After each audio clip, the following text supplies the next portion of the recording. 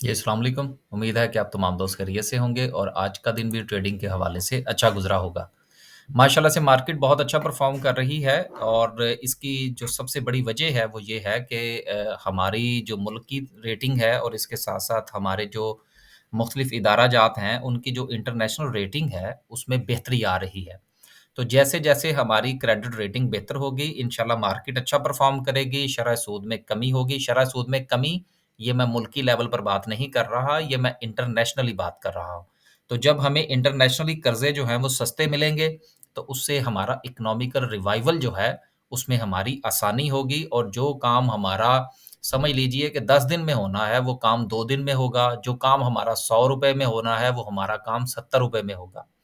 और इससे हमारी जो करेंसी के ऊपर प्रेशर है, वो भी कम होगा और उसकी वजह से हमें आने वाले दिनों में इंशाल्लाह जो है वो मुल्की और गैर मुल्की सतह पर जो हमारे फाइनेंशियल मामलात हैं, वो बेहतर हो जाएँगे। तो बहरहाल ये सारी की सारी बहरहाल क्रेडिट जो है ये इस वक़्त की गवर्नमेंट को जाता है और सबसे ज़्यादा मेरा ख़्याल है हमें क्रेडिट जो है वो शहबाज़ शरीफ साहब को देना चाहिए, बगैर किसी वो क्या कहते हैं मुबालगा आराई के इसहाक डार साहब ने लुटिया डुपोने में कोई कसर नहीं छोड़ी थी। लेकिन ये जो हमारा एग्रीमेंट हुआ है, ये ज़ाती गारंटी की बुनियाद पर हुआ है। अब ये ज़ाती गारंटी जो है, ये किसी भी प्राइम मिनिस्टर की जो क्रेडिबिलिटी कह लीजिए या उसका आप समझ लीजिए कि उसको इज़्ज़त देने का तरीका कह लीजिए, ये दुनिया में मौजूद है। और ये इज़्ज़त एक बार इमरान खान साहब को भी मिल चुकी है। जो लोग आईएमएफ के सारे क्राइटेरिया को समझते हैं, उनको इन चीज़ों का पता होगा। ख़ैर, अब 2-3 खबरें हैं, उस पर पहले बात करते हैं, फिर हम जो है वो रूटीन की जो है वो डिस्कस करने की कोशिश करेंगे। पहली जो खबर है वो ये है कि पेट्रोलियम एसोसिएशन ने कहा है जी कि हम पेट्रोल पंप बंद करने जा रहे हैं 22 तारीख से, यानी कि डे आफ्टर टुमारो। तो कोई बात नहीं, करने दें बंद इनको, कुछ नहीं होगा। इसकी वजह से पेट्रोलियम की जो हमारी 2 क जो है वो सेक्टर हैं, एक एक्सप्लोरेशन का है, दूसरा मार्केटिंग का है। अब मार्केटिंग में बड़ी-बड़ी 2-3 कंपनीज़ हैं, जिसमें पीएसओ है, शेल है और इसके अलावा हेस्कोल है। इसके ऊपर कुछ फ़र्क पड़ेगा तो डज़न्ट मैटर। ये इन चीज़ों को आप एज़ ए अपॉर्च्युनिटी लीजिएगा, क्योंकि इनकी ये हड़ताल ज़्यादा लंबा नहीं चल सकती। पहले तो मुझे लगता ही नहीं है कि ये 22 तारीख को पेट्रोल पंप्स बंद करेंगे।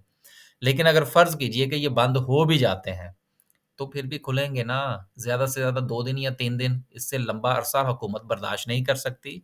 हुकूमत ने इलेक्शन में जाना है। तो इसलिए यहाँ से अगर आपको अपॉर्च्युनिटी मिलती है, तो आप अपनी ट्रेड बना सकते हैं। एक तो ये चीज़ है। दूसरी जो है वो के इलेक्ट्रिक के हवाले से बड़ी खबर है और वो ये है कि 6 माह के लिए इनको एक्सटेंशन मिल गई है। देखिए, ये मैं काफ़ी अरसे से एक बात कर रहा हूँ कि ये जो बड़ी कंपनीज़ होती हैं ना, ख़ास तौर पर इस तरह से जिनकी जड़ें मौजूद होती हैं जिस तरह से के इलेक्ट्रिक है, अब इसको अगर भगाएँगे तो कहाँ भेजेंगे? कैप्को का लाइसेंस है, फ़र्ज़ कीजिए कि वो लाइसेंस जो है वो अगर हम रिन्यू नहीं करते या कुछ और नहीं करते, तो क्या वो पूरा का पूरा जो है वो प्लांट जो है या हमारा जो वो बिजली बनाने का कारखाना है, वो क्या उठा के हम बाहर फेंक देंगे? नहीं।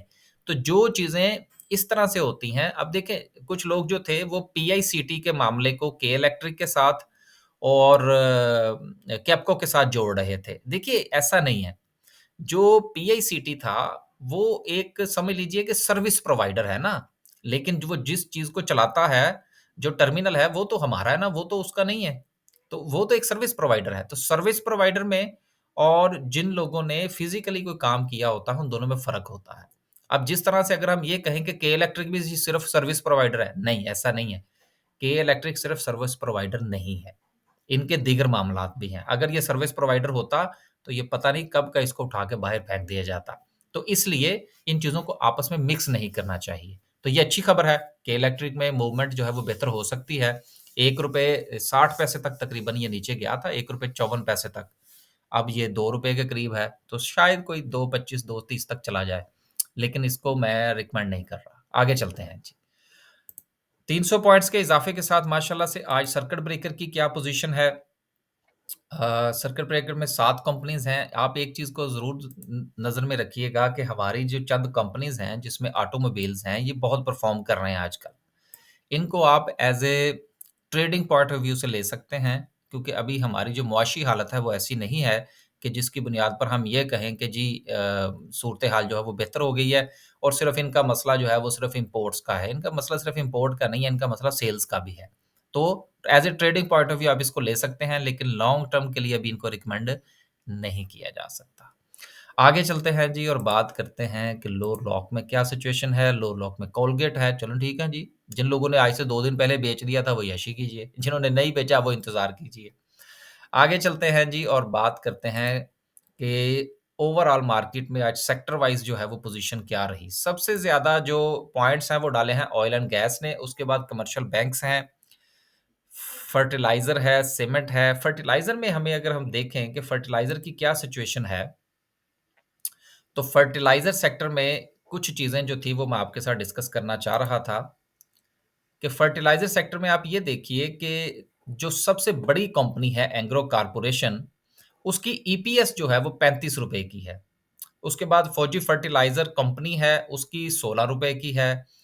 उसके बाद आप एग्रो फर्टिलाइज़र देख लीजिए, उसकी ईपीएस ₹12 की है। अब आपने 2 चीज़ों को ज़रूर ज़हन में रखना है, कुछ लोग जो हैं वो ईफड को बहुत ज़्यादा पसंद करते हैं, अच्छी बात है, वो देने-दिलाने में बहुत अच्छा है। लेकिन आप ये देखिए कि इन दोनों की जो ईपीएस है, उसमें कुछ ख़ास फ़र्क नहीं है। ₹2 का ₹3 का फ़र्क है। लेकिन अगर आप पे आउट्स में देखेंगे तो आपको काफ़ी फ़र्क नज़र आएगा। तो सिर्फ़ बात करने का मकसद जो था वो ये था कि जिस वक़्त आपने डिसाइड करना है कि फर्टिलाइज़र में से आपने किस कंपनी के सर पे हाथ रखना है, तो वो हाथ रखने से पहले आप उनकी ईपीएस और मौजूदा जो ट्रेडिंग की जो प्राइस है उसको ज़रूर देखिएगा। इन दोनों को कंपेयर कंपेयर करने के बाद तीसरी चीज़ आपने ये देखनी है कि उस कंपनी का अपने शेयर होल्डर को जो देने-दिलाने का जो हौसला है वो कितना है। बाज़ कंपनीज़ ऐसी हैं जो ₹50 कमाती हैं और ₹48 अपने शेयर होल्डर को दे देती हैं। और बाज़ कंपनीज़ ऐसी हैं ₹50 कमाती हैं और ₹2 अपने शेयर होल्डर को देती हैं। तो इस ये जो एक सेंटिमेंट है, ये आपने ज़रूर देख लेना है किसी भी सेक्टर के किसी भी शेयर में ट्रेड लेने से पहले। लेकिन ये स्पेशली जो मैंने बात की है एग्रो के हवाले सॉरी फर्टिलाइज़र के हवाले से वो करने का मकसद ये है कि फर्टिलाइज़र सेक्टर जो है, इसमें आपकी एक आध शेयर के अंदर पोज़ीशन होनी चाहिए। अब वो आप कोई भी ले सकते हैं। अगर आपने ट्रेडिंग पॉइंट ऑफ व्यू से लेनी है, तो फिर आप ना तो फौजी फर्टिलाइज़र को आप कंसीडर कर सकते हैं और ना ही ईफड को कंसीडर कर सकते हैं। ये ट्रेडिंग पॉइंट ऑफ व्यू वाले शेयर नहीं हैं। अगर आपने ट्रेडिंग पॉइंट ऑफ व्यू से लेना है, तो फिर आपको फौजी फर्टिलाइज़र बिन कासिम की तरफ जाना पड़ेगा या आप एग्रो कॉर्पोरेशन की तरफ जा सकते हैं। तो ये एक थोड़ा-सा आइडिया जो था वो मैंने कुछ दोस्तों ने पूछा था, तो सो मैंने दे दिया। अब आप इसमें से चूज़ कर लीजिएगा कि आपने किस पॉइंट ऑफ व्यू से करना है। आखिर में जो है वो देखते हैं और डिस्कस करते हैं जी आज की कैंडल को, कि हालात जो हैं वो किस तरफ जा सकते हैं। माशाल्लाह से बहुत अच्छी बात ये है कि मार्केट ने अपनी जो 44,800 का कह लीजिए या पूरे 45,000 को कह लीजिए, एक सपोर्ट जो है वो मेंटेन कर ली है। अब जब इस तरह से सिचुएशन बन जाए तो देन आप जो है वो स्टॉप लॉस के साथ अपनी पोज़ीशन बना सकते हैं। इस वक़्त अगर इंतज़ार किया जाए मज़ीद कि मार्केट जो है वो कहाँ रहेगी, तो फिर तो मार्केट रोज़ ही कभी ऊपर होगी, कभी नीचे होगी। अब यहाँ पर एक इंडिकेशन जो है वो ज़रूर मिली है कि जिसकी वजह से आप एक सपोर्ट को कंसीडर करके स्टॉप लॉस के साथ अपनी पोज़ीशन बना सकते हैं। रहा सवाल इस बात का कि अब मार्केट जो है क्या अपने इस हाई को तोड़ सकती है? यस, बिल्कुल मार्केट जो है वो अपने 46,000 की इस रेजिस्टेंस को तोड़ सकती है। वो इसलिए कि उसूल ये कहता है कि जिस वक़्त मार्केट जो है वो परफ़ॉर्म करे और मार्केट जो है वो अपने प्रीवियस लो को तोड़ने की बजाय अगर वहाँ से एग्ज़िट लेना की कोशिश करती है, वहाँ से वापस बाउंस बैक करती है, देन वो अपने प्रीवियस हाई को तोड़ सकती है। तो यस, यहाँ पर ऐसी सिचुएशन बन सकती है कि जिसकी बुनियाद पर आप ट्रेड बना सकते हैं। तो आज जो हमने डिस्कस किया उसमें 2 चीज़ें इम्पोर्टेंट हैं। नंबर 1 कि आपने इस हवाले से नहीं डरना कि पेट्रोल पंप्स बंद होने वाले हैं, ये वक़्ती होगा और के इलेक्ट्रिक के हवाले से इतना ज़्यादा इम्प्रेस नहीं होना। मीडिया में एक खबर और चल रही थी, लेकिन मैं ये चाह रहा था कि वो ज़रा किसी जगह से उसकी क्लैरिफ़िकेशन आ जाए तो फिर हम इसके ऊपर बात करें कि इस्लामाबाद हाई कोर्ट ने सुपर टैक्स के हवाले से भी कोई फ़ैसला दिया है कि उसको वो गैर कानूनी करार दे दिया है।